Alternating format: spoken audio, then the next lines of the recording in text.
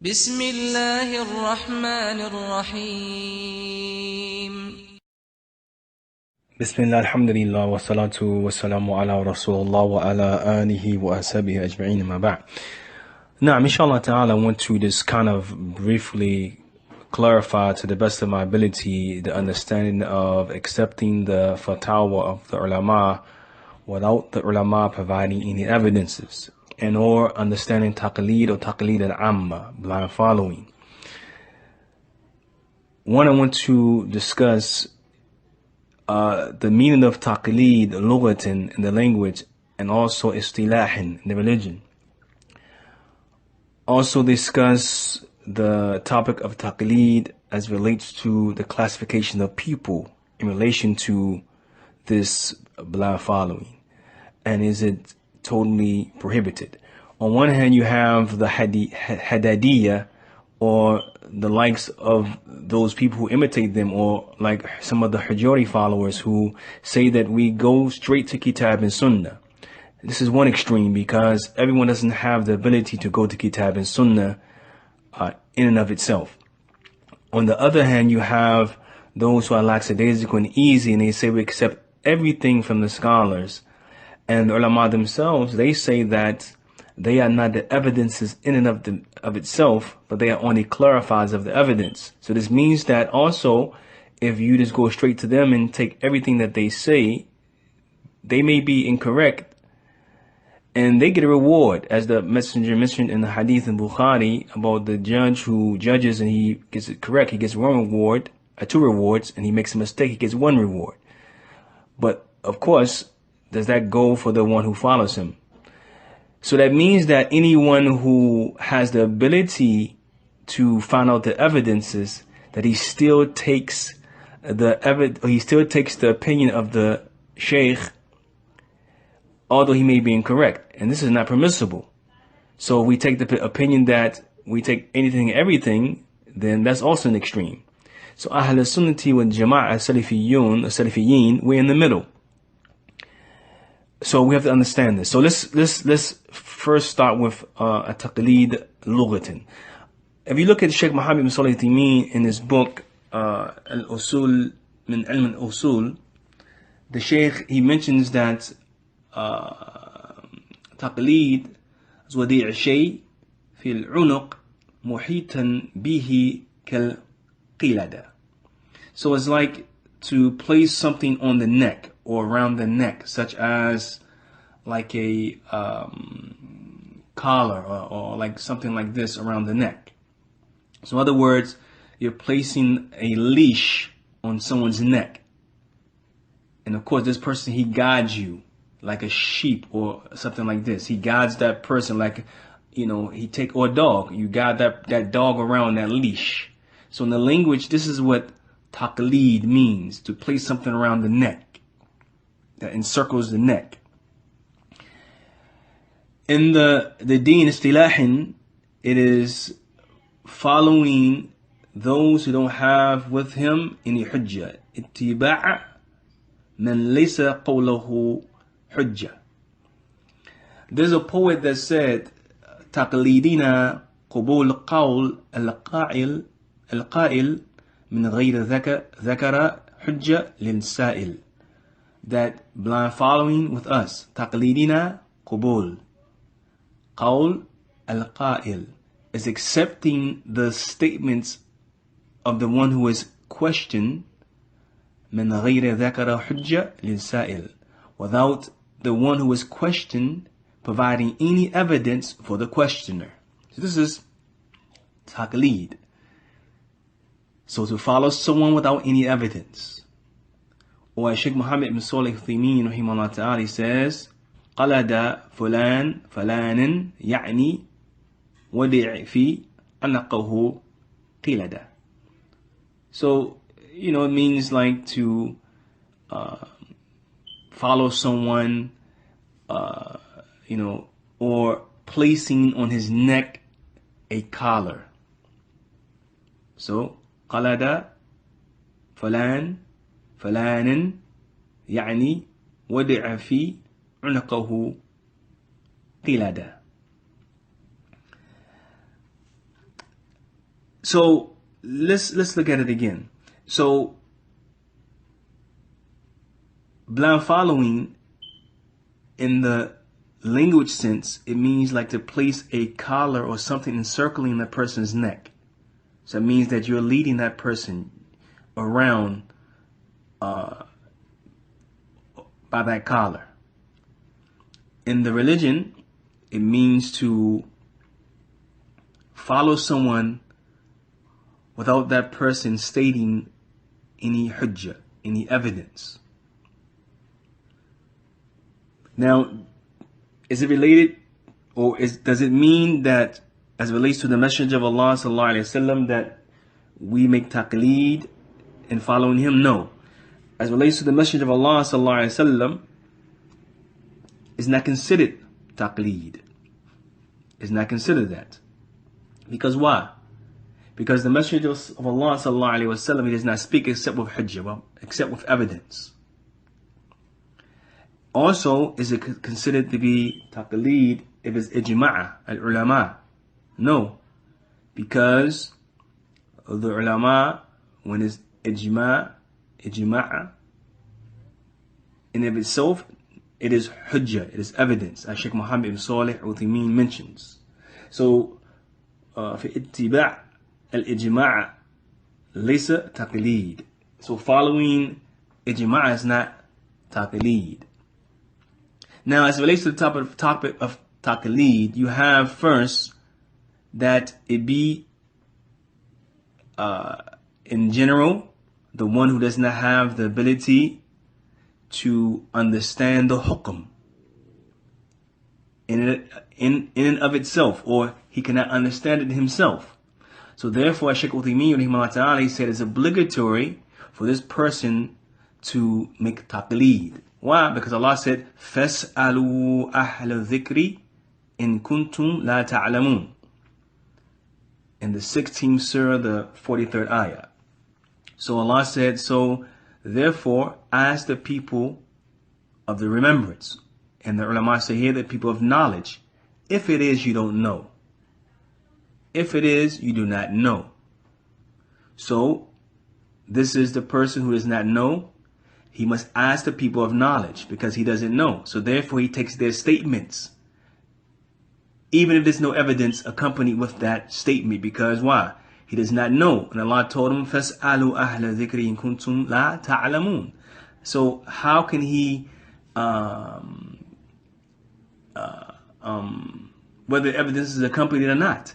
If he don't know, then he wouldn't. If he knew, he wouldn't ask. So obviously he's asking because he does not have the evidence.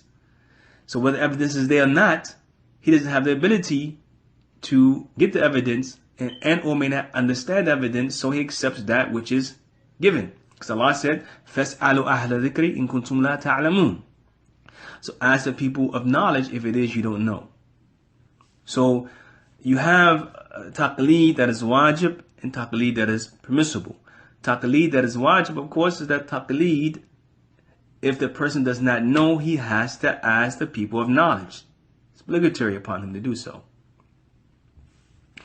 So let's break down the categories of people as relates to the blind following, because this is important to know. Because in some cases it is obligatory. Other cases it is preferable and permissible. And other cases it is haram. It is not permissible for the person to blindly follow anyone except that he knows that the person where he brings or derives his evidences from. As Abu Hanifa rahimahullah, I believe, who said it, and Allah Ta'ala a'lam, it's not permissible for anyone to accept my statements except that he knows where I bring my evidences from, or where or how did I derive my evidences. And in most cases, a lot of times we are unaware, especially the common people, unaware of how the ulama have derived their evidences. So let's look at it a little further. So Shaykh Abdul Rahman al-Sa'di, or some ulama say Sa'di, who is the teacher of Sheikh Muhammad ibn Salih Uthaymin, in his book Usul al-Fiqh al-Muhimma, he points out the mujtahid, the one who has the ability to derive his own evidences from Kitab and Sunnah and give a ruling based on that. But then he says about the one who doesn't have the ability, he says, upon him, alayhi taqleed wa su'al, is blind following and asking, كما ذكر الله الأمرين في قوله فاسألوا أهل الذكر إن كنتم لا تعلمون. As he mentions on page 119, he said that as Allah has mentioned about these two affairs, that meaning blindly following and asking. He said, or following and asking. He said, Allah said, فاسألوا أهل الذكر. So here's the asking the people of knowledge. In kuntum la ta'lamun. If it is you don't know. And that where the following comes in at. So from that, we can understand that, and the ulama have mentioned, that one, it is not an obligation upon everyone to make ijtihad. Everyone will have that ability. Because if it was, Allah would not have said, فَاسْأَلُوا أَهْلَ ذِكْرِ. So it shows you some don't have that ability. And second, that it is not totally prohibited for everyone to be a follower of the scholars without having any evidence. So, as it relates to the one who doesn't have the ability, let's get into the classifications. You have one, the general person, the general people, those in which don't have the ability to look into the dalil or the adillah, the evidences. So in those people, it is an obligation, it is a must that they ask Ahlul Ilm, the people of Kitab and Sunnah. Going back to it, as Allah said, فَاسْأَلُوا أَهْلَ الذِّكْرِ إِن كُنتُمْ لَا تَعْلَمُونَ. So if you don't know, ask the people who know. And this is, as we mentioned earlier, the 16th surah, the 43rd ayah. So that individual who doesn't know, the general people who don't have the ability to look into the evidences, they must ask the people of knowledge in order to come about with an answer. They must ask the people of knowledge, and they must accept that. They accept that from them, and they take that as a ruling whether evidence is applied or not. The second category is the mutabi', the follower, the one in which he's on a higher level, darajat, in ilm, in fihm, in knowledge and understanding over the person, the general person.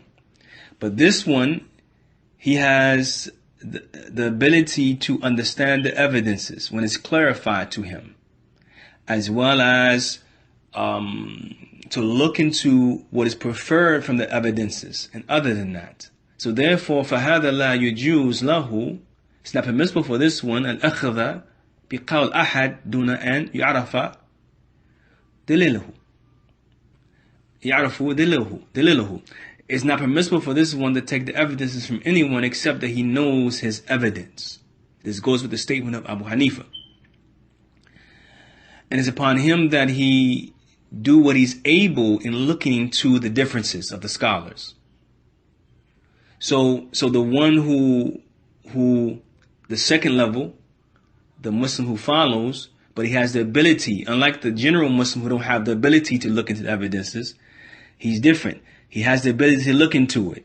So it's not permissible for him to take the evidence, take the fatwa, except that he knows where the fatwa was derived from. Because he has the ability to look into it and look into the various differences. He can distinguish if it's right or wrong.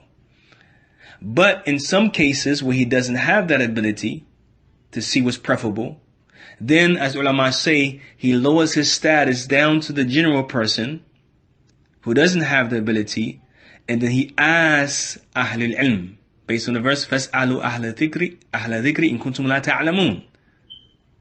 So in some cases he asks when he doesn't know. In some cases he don't ask because he knows, and he can look into it. In that case, when he can look into it and find the correct answer is not permissible for him to take without any evidences, and knowing how the Shaykh brought his evidence. And the last case is the mujtahid, the scholar who's able to look into Kitab and Sunnah without anyone, and he can bring his own evidences without asking anyone at all. He doesn't need that. He doesn't have to look at, sometimes he knows, sometimes he doesn't know. In this case, it's not permissible for him to accept anything from any scholar, because he's a scholar himself and he knows the correct evidence and how to go about it. So it's not permissible for him to take anything from a scholar without any evidences at all. So this is the three categories. One, the person who's general, who can't understand the evidences at all. He can't look into it at all. He doesn't have that ability. Then he takes what the scholar gives him without any proof. The second, the one who's able at times to look into the evidences himself and the different opinions of the scholars. So therefore, if the scholar doesn't bring any evidence, it's not permissible for him to accept it. He must look into it himself and bring about the correct understanding and knows where the scholar brings his evidence from. And at times, he asks because he doesn't know. And the third is the one who doesn't need the scholars at all. He's able to bring, this is the mujtahid, the scholar who's able to bring about his own understanding, going directly to the source of Kitab and Sunnah. The Kitab and Sunnah. Now, sometimes the scholar, he may, if he doesn't have time, he looks into, like Shaykh Uthaymeen, he mentions that he cannot return back to the kutub for the evidences. He don't have the time, the ability to look into the evidences at that particular time. Then he can take the statements of the ulama, such as Shaykh al-Islam ibn Taymiyyah, rahimahullah, because he's closer to being correct, from other than him. So in that case, he can look into the statements of Shaykh al-Islam ibn Taymiyyah without him bringing any evidence, because he knows Shaykh al-Islam ibn Taymiyyah, rahimahullah, he's mostly close to the haqq in many cases, and closer than others other than him. So with a scholar, the person can do that without seeing evidence. So this is pretty much what I wanted to mention. I hope that I did justice, and Allah Ta'ala a'lam. So with that, I say anything I said correct from Allah alone. Anything I said from mistake is myself and the shaitan. Barakallahu feekum. Hafidhakum Allah min kulli sha. Waskanakum fi